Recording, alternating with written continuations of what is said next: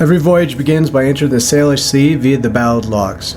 They serve as the passage between the calm lakes of Seattle and the open sea, a crossing well known and respected by mariners. As we go through, the trainees are thrown right into the mix. They are responsible for getting lines across and tending them, giving and taking up slack as the vessel drops in the locked chamber. Today, we dropped about 10 feet, but it's common to see more than double that, which can be dicey for those unfamiliar with the process. Thank you. You guys enjoy the day. Oh, graveyard. After clearing the locks, all lines are stowed below deck until our next port of call. Hi, my name is Henry Curlew. I'm 21 years old. I found the Coastal Transportation Co-op through my school with word of mouth. It's a really cool co-op, people say, and I want to try it for myself. I've always loved camping, fishing, everything on the water, and I really wanted to try these kind of things in Alaska and Canada.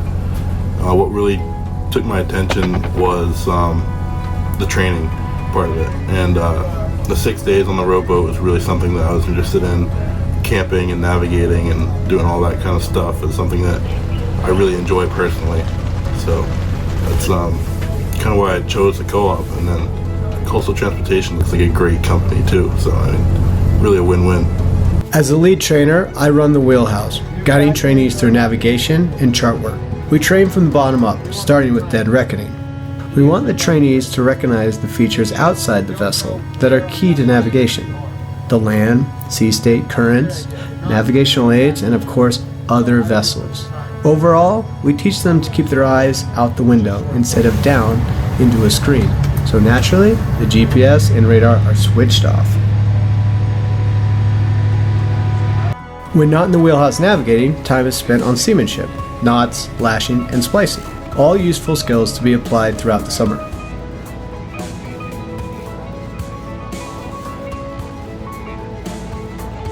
After about 8 hours and 80 miles, we arrive at the beautiful port, Bedwell Harbor. Here we check in at customs. In years past, we have even enjoyed staying the night, as there are all the amenities one could hope for, including a restaurant and pool.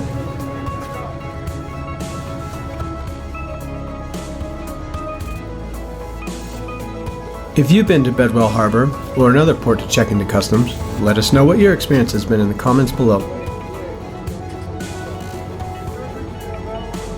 Yep, bring it on. Yep.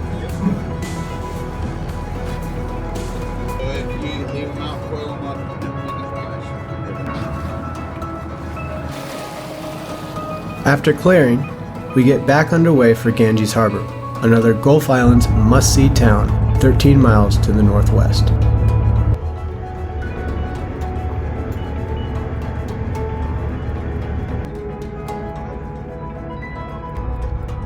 Ganges Harbor is a high-traffic port with many vessels and seaplanes coming and going. For us, it's our last place to top off supplies before heading north.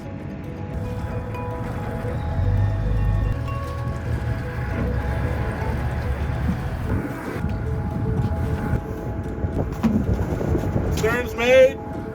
Absolutely. Good weekend. Up there and uncoil the short boats. It can't be overstated.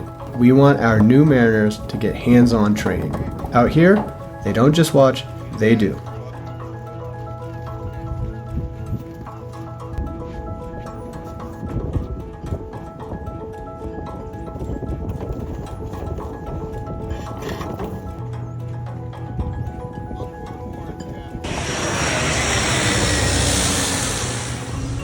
The last task before knocking off is to create the voyage plan for the following day.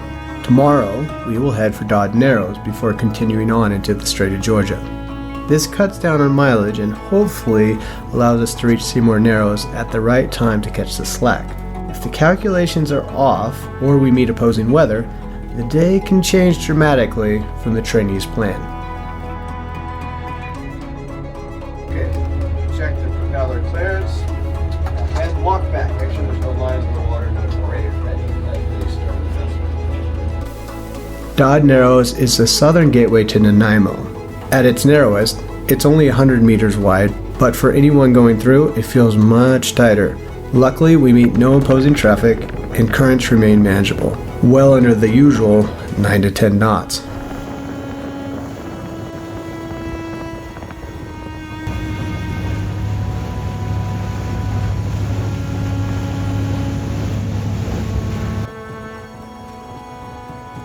Once out in the Strait of Georgia, a pod of porpoises escorts us for nearly an hour. It's a common sight in this remarkable area, and a perfect prelude to the even wilder natural wonders that lie ahead.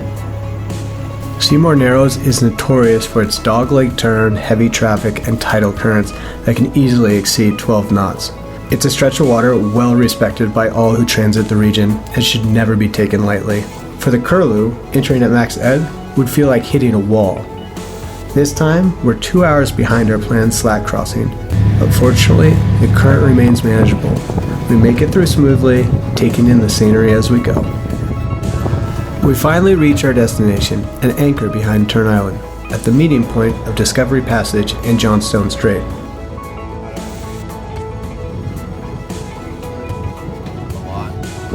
Once everything is secure, the 3 trainees head for their racks, as they must share the anchor watch rotation between midnight and sunup. 2 days down and 1 to go before the oyster expedition begins.